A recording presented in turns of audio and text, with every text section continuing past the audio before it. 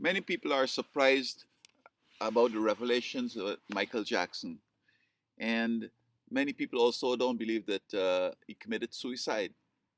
But I'm not surprised, basically.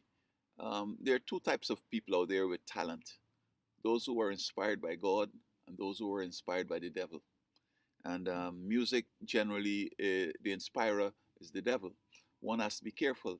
The Bible says, "What would it profit a man if he gains the whole world but loses his soul?" Now, in Michael Jackson's experience here, I don't think they had any illustrious musical education, but as long as you're willing to work with Satan, he's going to work with you. Now, we have to remember that he was the musician in heaven.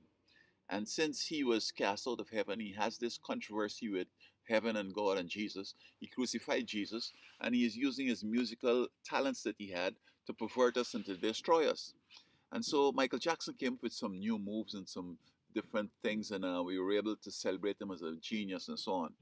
But when you understand the Satan factor, it's not surprising. Now, look, for example, he was a black guy just like me, but suddenly he looking white, straight nose, fair color, to try to say some skin disease he had.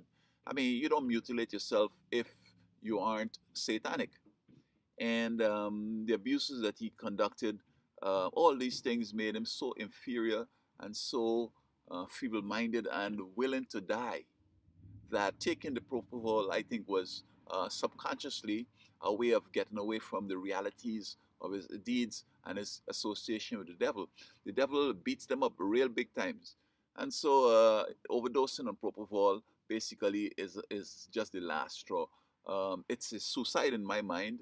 And the devil basically doesn't make you famous and give you big bucks without taking your life.